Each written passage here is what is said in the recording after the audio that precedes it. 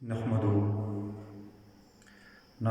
ونصلی ونسلم علی رسول النبی الکریم، اما بعد فاعوذ باللہ السمیع العلیم من الشیطان الرجیم، بسم اللہ الرحمن الرحیم۔ قال اللہ تبارک و تعالی فی قرآن المجید، ربی ھب لی من الصالحین، صدق اللہ مولانا العظیم وصدق رسول النبی الکریم۔ ان اللہ وملائکتہ یصلون علی النبی یا ایھا الذین آمنوا صلوا علیہ وسلموا تسلیما۔ اللہم صلی علی سیدنا و مولانا محمد وعلی آلہ و اصحابہ و آل بیتہ و ازواجہ و ذریاتہ و عترتہ اجمعین۔ الصلاۃ والسلام علیک یا سیدی یا رسول اللہ وعلی آلک و اصحابک یا سیدی یا حبیب اللہ۔ معزز سامعین و ناظرین،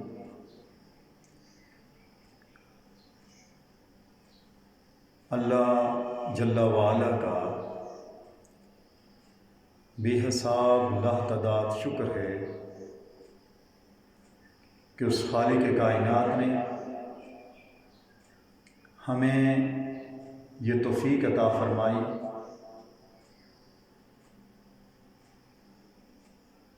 کہ ہم اس کے ذکر کے لیے، اس کی تسبیح و تہلیل کے لیے، اس کے ثنا کے لیے اس کے حضور جمع ہو رہے ہیں۔ یہ اللہ کا ہم پہ خاص کرم ہے کہ اس نے سرکار دو عالم صلی اللہ علیہ وسلم کی امت میں ہمیں پیدا فرمایا۔ آج کا جو درس ہے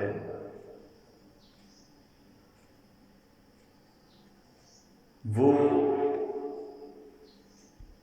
ابراہیم علیہ السلام کی وہ مخصوص دعا جو انہوں نے اللہ کے حضور نیک اور صالح متقی بردبار اولاد کے لیے، بیٹے کے لیے کی، اور یہ جو آج کا دن ہے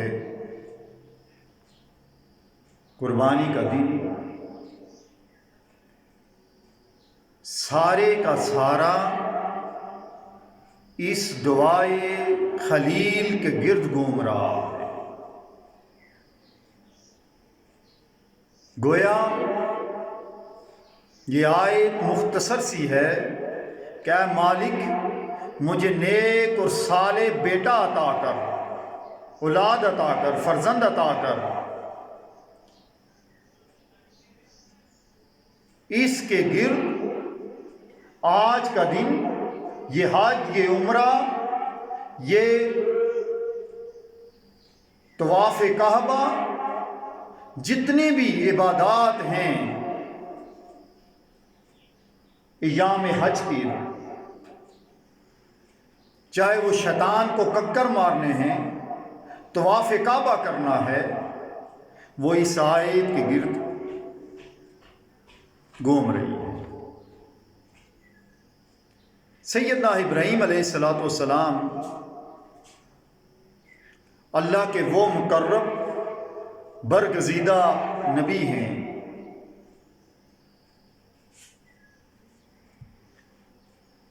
کہ وہ اللہ کا قرب، اللہ کی محبت، اللہ کی خشیت پانے کے لیے ہر لمحہ اپنے آپ کو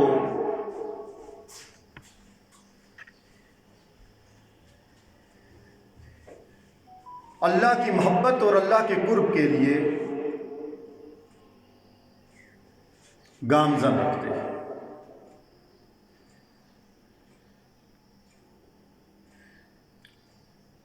جب انہوں نے اللہ کا قرب پانے کے لیے 1000 بکرا یا بکری 300 گائے اور 100 اونٹ اللہ کی راہ میں قربان کیے، 1000 بکری، 300 گائے اور 100 اونٹ اللہ کی راہ میں قربان کیے، تو اس وقت جو لوگ تھے انہوں نے بڑا تعجب کیا کہ ابراہیم تو نے اتنی بڑی قربانی اللہ کے لیے کی ہے، اور جس کا مقصد صرف ایک ہی ہے کہ اے مالک تیرا قرب مجھے مل جائے، تیرا وصال مجھے مل جائے، تیری محبت سے میں لبریز ہو جاؤں، میں تیرا خلیل بن جاؤں، تیری محبت مجھے حاصل ہو جائے اور تیری نظر کرم مجھ پر پڑنا شروع ہو جائے۔ تو لوگوں نے تعجب کیا کہ اتنی بڑی قربانی ابراہیم نے کر دی، یہاں تک کہ فرشتوں نے تعجب کیا کہ یہ خلیل جس نے اتنی بڑی قربانی 1000 بکری، 300 گائے اور 100 اونٹ اللہ کی راہ میں قربان کر دیے۔ تو ابراہیم علیہ السلام نے فرمایا، اے ملائکہ، اے میری قوم، یہ رب کا قرب حاصل کرنے کے لیے، رب کی خشیت پانے کے لیے، رب کی محبت پانے کے لیے، رب کی نظر کرم اپنے اوپر پانے کے لیے یہ قربانی کچھ بھی نہیں۔ اگر مجھے رب تعالیٰ اولاد عطا کرے، نیک اور صالح بیٹے عطا کرے، تو ہر ساعت میں اللہ کی راہ میں اپنا ایک ایک بیٹا قربان کرتا رہوں، اللہ کی راہ میں اپنا ایک ایک بیٹا قربان کرتا رہوں۔ یہ بات کہہ کر ابراہیم علیہ السلام کچھ عرصے کے لیے حالت استقرار، حالت خاموشی میں چلے گئے۔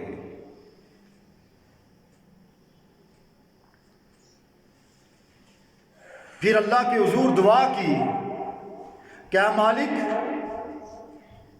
مجھے نیک اور صالح اولاد عطا کر، یہاں تک کہ 92 سال کی عمر میں اللہ رب العزت نے سیدنا ابراہیم علیہ السلام کو اسماعیل علیہ السلام کی صورت میں بیٹا عطا فرمایا، نیک اور صالح بیٹا عطا فرمایا۔ یہ منت بہت عرصہ پہلے فرمائی تھی، مانی تھی کہ مجھے اگر بیٹے عطا ہوں تو ہر بیٹا ہر ساتھ اللہ کے حضور قربان کرتا رہوں، اس کا قرب اور اس کا وصال پانے کے لیے۔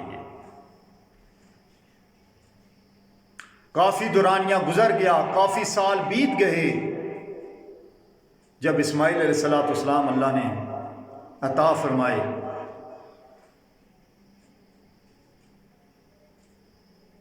تو پھر کیا ہوا کہ سب جب ابراہیم علیہ السلام کے ساتھ اسماعیل علیہ السلام چلنے کے قابل ہو گئے، روایات میں آتا ہے 7 سال یا 13 سال کہ ابراہیم علیہ السلام کے آگے پیچھے بھاگتے کھیلتے رہتے،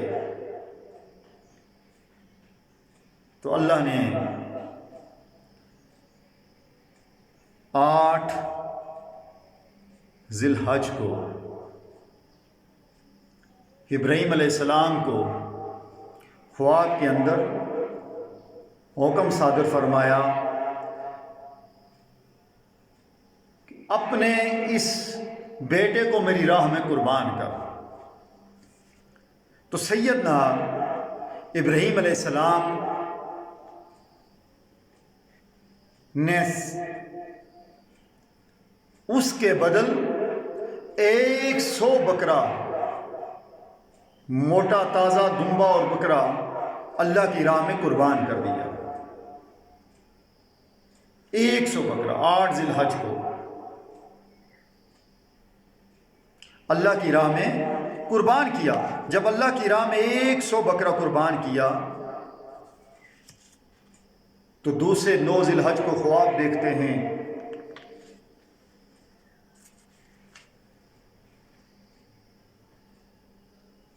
کہ وہ ایک آگ کا شعلہ اٹھتا ہے.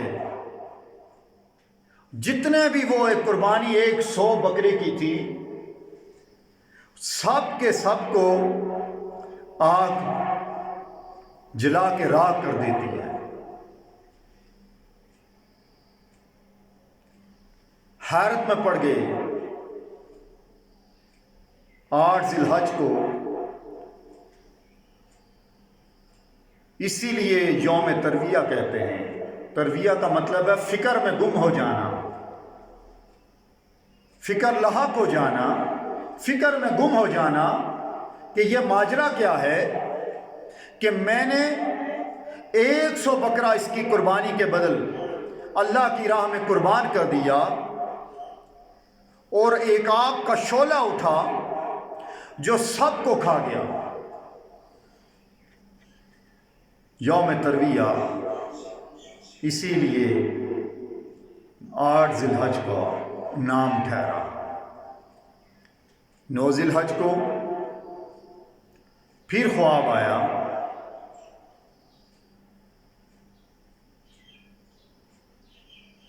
کہ اپنے بیٹے کو میری راہ میں قربان کر، اسماعیل کی قربانی پیش کر، اس کو ذبح کر. اٹھے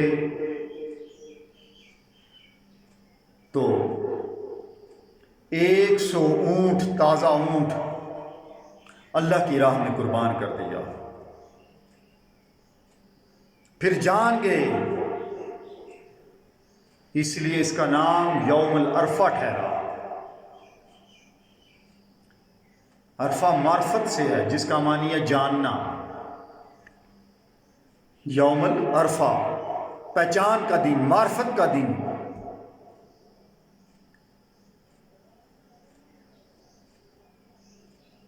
پھر خواب دیکھتے ہیں تیسرے دن جو آج کا دن ہے، گزشتہ رات جو گزر گئی، کہ ایک آگ کا شعلہ اٹھتا ہے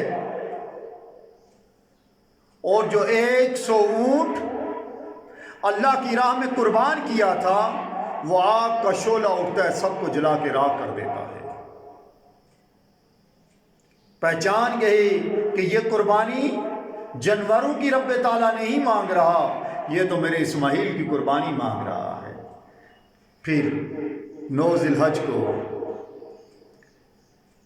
خواب دیکھتے ہیں، حکم ہوتا ہے کہ اسماعیل کو میری راہ میں قربان کر، ذبح کر. اور اسی لیے اس کا نام یوم النحر ٹھہرا، یعنی قربانی کا دن. اسماعیل کو میری راہ میں قربان کر.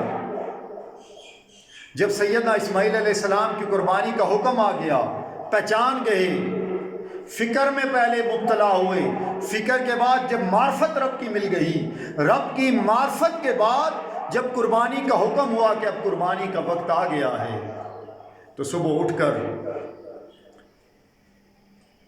سیدنا حاجرہ سلام اللہ علیہ سے فرمایا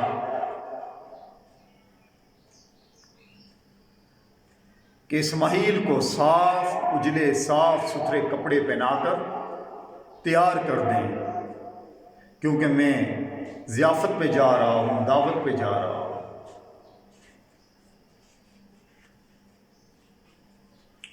سیدنا حاجرہ سلام اللہ علیہ نے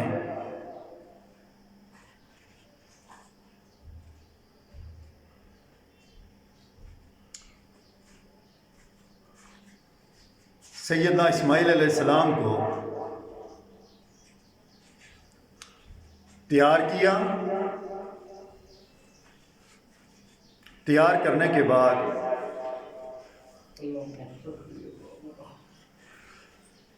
سیدنا ابراہیم علیہ السلام کے ساتھ بھیج دیا۔ سیدنا ابراہیم علیہ السلام نے ایک چھری اور ایک رسی لی، رسی لے کر چل پڑے۔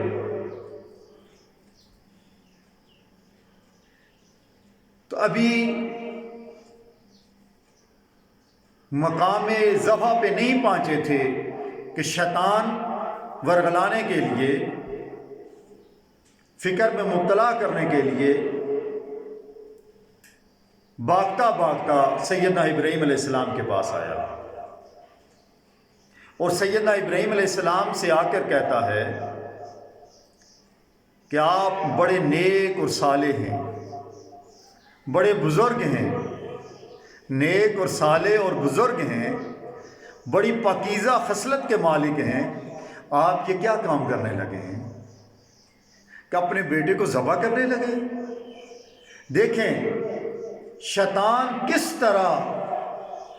طرح وسوسے ڈال کر انسان کو صراط مستقیم سے ہٹانے کی آخری دم تک کوشش کرتا ہے، سیدھی راہ سے ہٹانے کا، حتیٰ کہ انبیاء معصوم عن الخطا ہوتے ہیں، خطاؤں سے پاک ہوتے ہیں انبیاء، ان کو بھی صراط مستقیم سے ہٹانے کی ہر لمحہ وہ کوشش کرتا ہے۔ تو ابراہیم علیہ السلام نے فرمایا اے ملعون، رب کی منشا اور مرضی یہی ہے کہ میں اسماعیل کو قربان کروں۔ ادھر سے لاجواب ہو گیا، اور لاجواب ہو کر سیدنا حاجرہ سلام اللہ علیہ کے پاس آیا، آ کر کہتا ہے اے بی بی تو آرام سے بیٹھی ہوئی ہے، تمہیں پتہ ہے تمہارا بیٹا کہاں ہے؟ کہا وہ تو اپنے والد کے ساتھ دعوت پہ گیا ہے۔ کون سی دعوت پہ گیا ہے؟ کیا دعوت پہ رسی اور چھری ساتھ لے کے جاتے؟ دیکھیں کس طرح حملے کر رہا ہے شیطان۔ کیا دعوت پہ رسی اور چھری لے کے جاتے؟ وہ اس کو ذبح کرنے لے کے جا رہا ہے۔ سیدنا حاجرہ سلام اللہ علیہ نے فرمایا کیا کوئی باپ بھی اپنے بیٹے کو ذبح کرتا ہے؟ کہا ہاں۔ کیوں ذبح کرنا چاہتا ہے اسماعیل کو؟ اس لیے کہتا ہے کہ مجھے میرے رب نے حکم دیا ہے، میرے رب کا حکم آیا ہے کہ اسماعیل کو میری راہ پہ قربان کر دو۔ فرمایا کہ رب کا حکم ہے تو یہ ایک اسماعیل ہے، اگر ہزاروں اسماعیل بھی ہوں تو رب کی مرضی کے آگے، رب کی منشا کے آگے میں قربان کرنے کے لیے تیار ہوں، اور اسماعیل اور میں خود بھی اپنے آپ کو رب کی منشا اور رب کی مرضی پہ قربان کرنے کے لیے تیار ہوں۔ ادھر سے لعنت پڑی، پھر اس نے دیکھا کہ ان دونوں کو تو میں گمراہ نہ کر سکا، اب تیسرا حربہ استعمال کرتا ہوں۔ بھاگتا بھاگتا سیدنا ابراہیم علیہ السلام کے مجلس میں پہنچا تو کیا دیکھتا ہے کہ سیدنا اسماعیل علیہ السلام ابراہیم علیہ السلام کے آگے بھاگتے بھاگتے جا رہے ہیں، کھیلتے کھیلتے جا رہے ہیں۔ اب کس طرح ان کے دل میں آ کر حملہ کرتا ہے ان کے اوپر شیطان کہ تو بڑا خوش ہے، کھیلتا کھیلتا جا رہا ہے، تجھے پتہ ہے کیا تجھے باپ ذبح کرنے کے لیے لے کے جا رہا ہے؟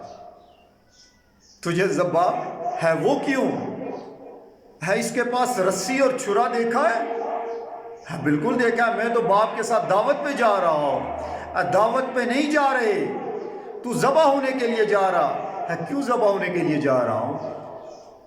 ابراہیم کہتا ہے کہ مجھے میرے رب نے حکم دیا ہے کہ تو اپنے بیٹے کو قربان کر۔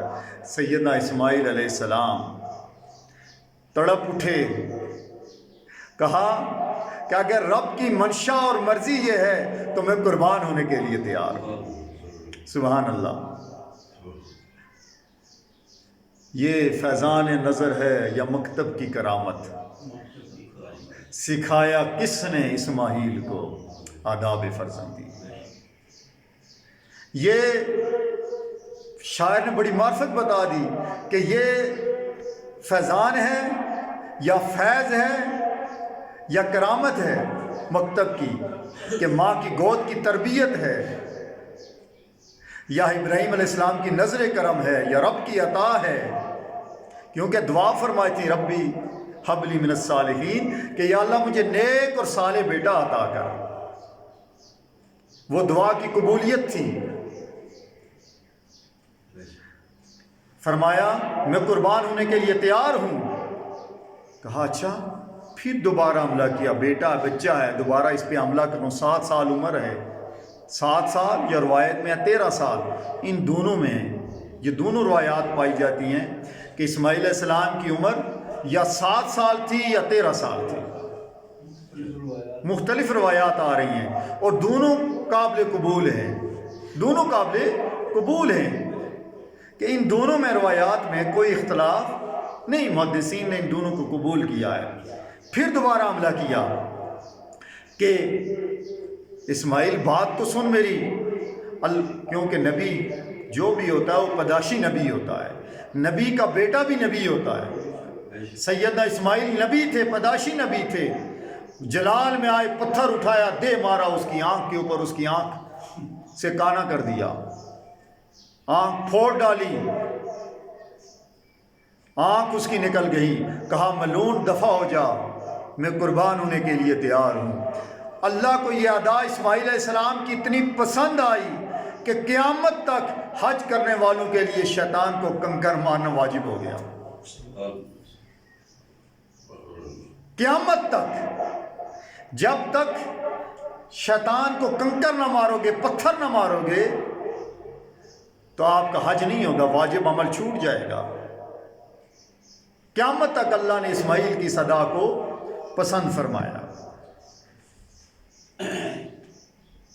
جب یہ سارا معاملہ ہوا، یہ میں نے فرمایا، عرض کی تھی کہ شروع میں یہ ایک ہی آیت ہے کہ اللہ مجھے نیک اور صالح بیٹا عطا کر، اس کے گرد ہی یہ ساری قربانی آج کا دن گھوم رہا ہے، اس نیک اور صالح بیٹے کی دعا کے گرد گھوم رہا ہے۔ جب سیدنا اسماعیل علیہ السلام کو لے کر گئے ذبح کرنے کے لیے، جب اس مقام پہ پہنچے تو کہا اے بیٹا اسماعیل، میں تمہیں پتہ ہے کیوں لایا ہوں؟ کیوں لایا ہوں تمہیں پتہ ہے؟ فرمایا میں جانتا ہوں مجھے کیوں لائے ہیں، میں جانتا ہوں مجھے کیوں لائے ہیں، لیکن آپ فرما دیجئے بیٹا اس لیے تمہیں لایا ہوں کہ اللہ کا حکم یہ ہے، مجھے خواب میں حکم ہوا ہے کہ تجھے میں اللہ کی راہ میں قربان کروں۔ کہا ابا جی میں تو تیار ہوں قربان ہونے کے لیے، مجھے آپ صابروں میں سے پائیں گے، صبر کرنے والوں میں سے پائیں گے۔ ہاں میری 3 وصیتیں ہیں، 3 باتیں میری سن لیں۔ ایک یہ کہ میرے بازو کو باندھ ڈالیں، کہیں جب میں ذبح ہو کے تڑپوں تو کہیں میرا بازو آپ کو نہ لگ جائے۔ مقام ادب دیکھیں، والدین کا ادب دیکھیں کہ بیٹا ذبح ہونے کے بعد بھی کہ ابا جی میرا بازو کہیں آپ کو نہ لگ جائے، کہیں گستاخی نہ ہو جائے۔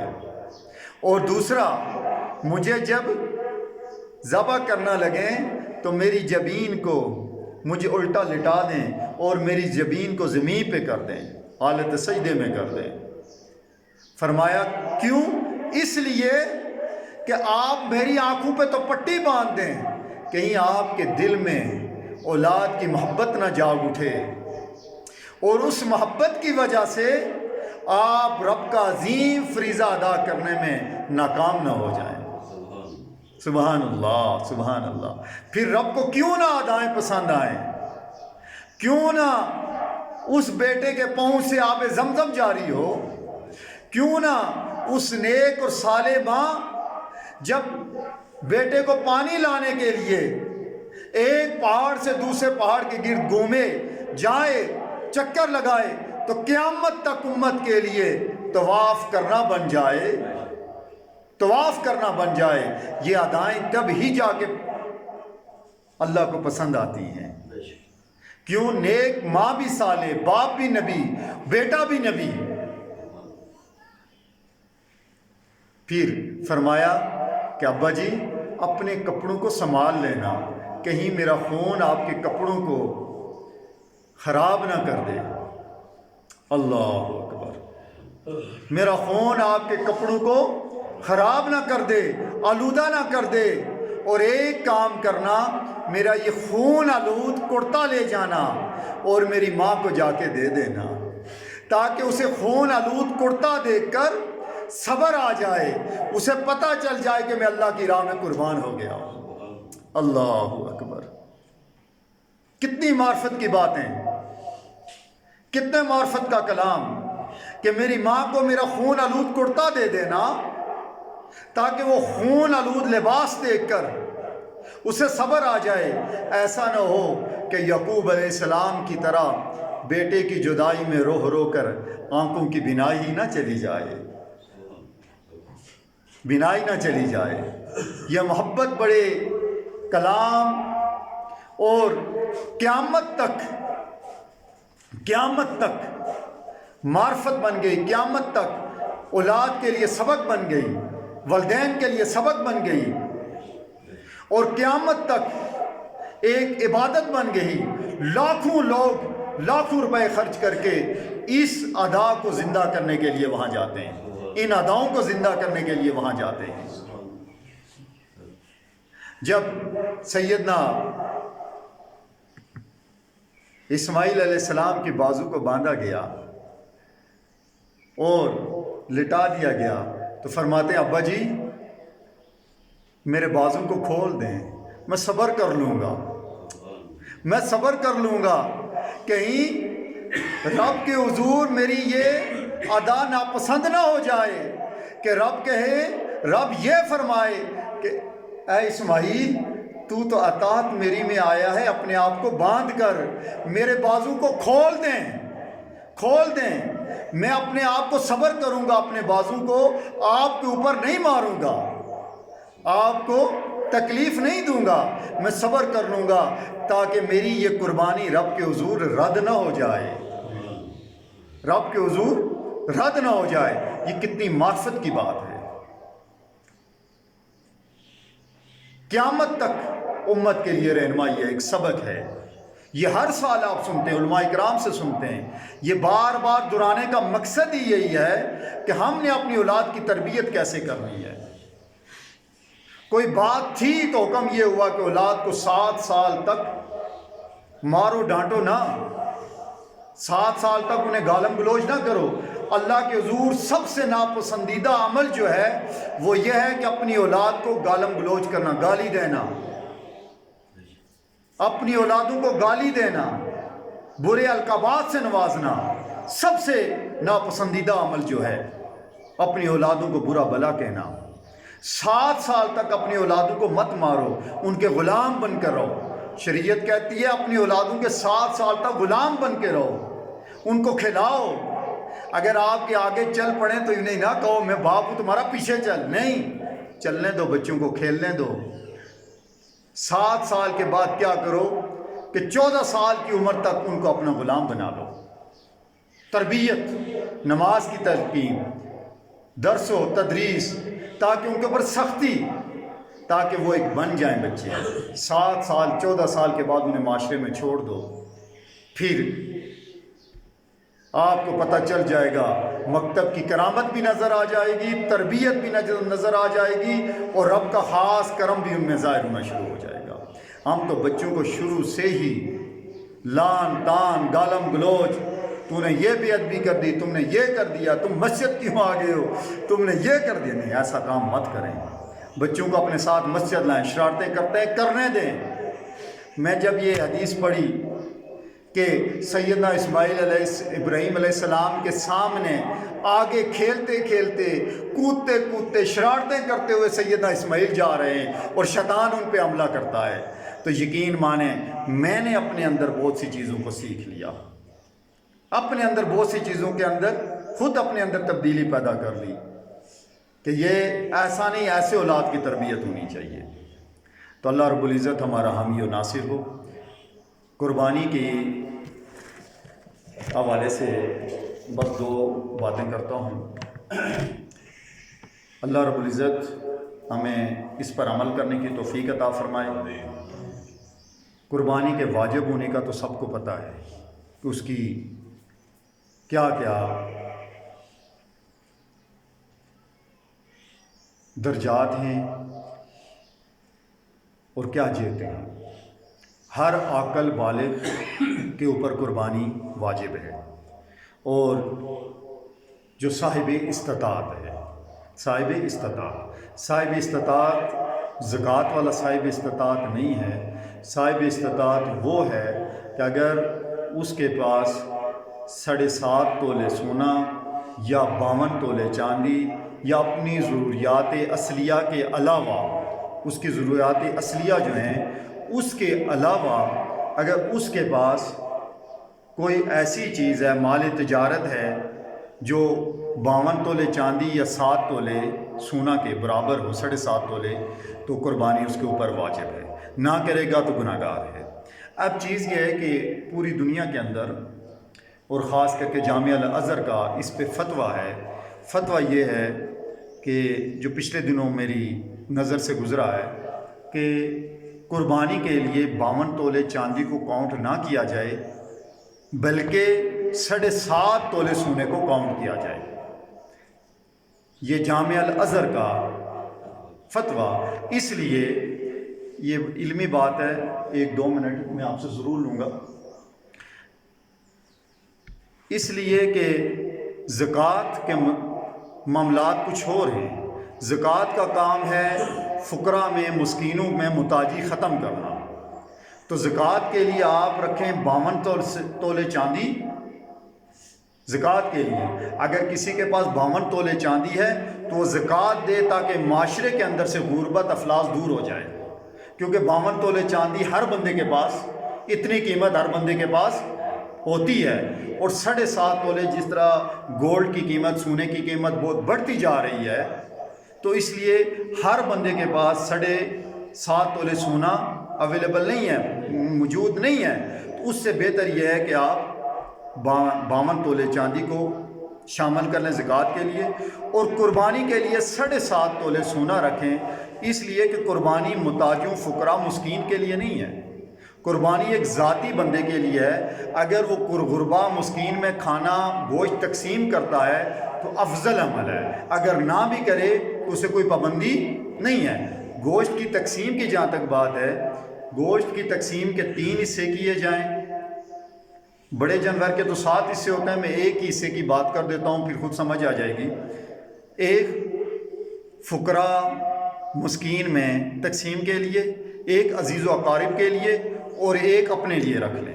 اگر آپ کا کنبہ زیادہ ہے، آپ کی فیملی زیادہ ہے، یہ میں وہ بات کر رہا ہوں کہ جامعہ الازہر کا جس کے اوپر اتفاق ہے اور پوری دنیا کے محدثین جس کو مان رہے ہیں کہ یہ عمل اچھا ہے۔ اگر آپ کی فیملی زیادہ ہے، کنبہ زیادہ ہے، آپ کے بال بچے زیادہ ہیں، آپ یہ سمجھتے ہیں کہ اگر میں فقراء مسکین میں گوشت تقسیم کر دیا تو اپنے بال بچوں کے لیے گوشت نہیں بچ سکے گا، تو آپ وہ تیسرا حصہ بھی رکھ لیں، عزیز و اقارب کے لیے رکھ لیں۔ اگر آپ کے بچے بہت زیادہ ہیں، فیملی بہت زیادہ بڑی ہے، اور آپ کے ساتھ ہی رہتے ہیں، تو آپ یہ سمجھتے ہیں کہ یہ گوشت اگر میں نے عزیز و اقارب والا جو گوشت ہے یہ بھی تقسیم کر دیا تو میرے پاس کچھ بھی نہیں بچے گا اپنے بچوں کی کفالت کے لیے، عزیز و اقارب کے لیے۔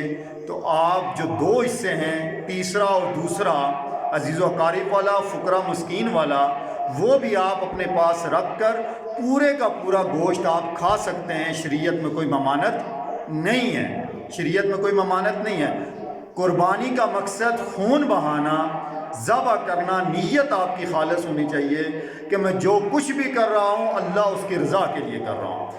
اگر آپ کی نیت صرف یہ ہے کہ صرف اس لیے قربانی کر رہا ہوں کہ میں گوشت حاصل کروں، تو آپ سے جتنے بھی آپ کے ساتھ حصہ دار ہیں سب کی قربانی ضائع ہو جائے گی، اور اس کے گناہگار آپ خود ہوں گے۔ باقی کی قربانی اللہ قبول کر دے گا، اس کا سارا گناہ آپ کے حصے میں آ جائے گا۔ تو نیت خالص رکھیں فقط اللہ کی رضا کی۔ اللہ رب العزت ہمارا حامی و ناصر ہو۔ نیت سن لیں، 2 رکعت نماز عید القربان واجب، 7-6 تکبیرات کے پیچھے امام صاحب کے اللہ اکبر۔ پہلی میں جس عید الفطر آپ نے پڑھی تھی، ثنا کے بعد 3 تکبیرات کہی جائیں گی، چوتھی پہ ہاتھ باندھ لیے جائیں گے، پہلی رکعت مکمل ہوگی۔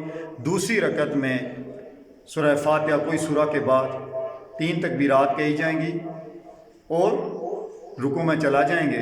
پھر اس کے بعد دوسری رکعت مکمل کرنے کے بعد خطبہ ہوگا. سب حضرات سماعت فرمائیں، کھڑے ہو جائیں.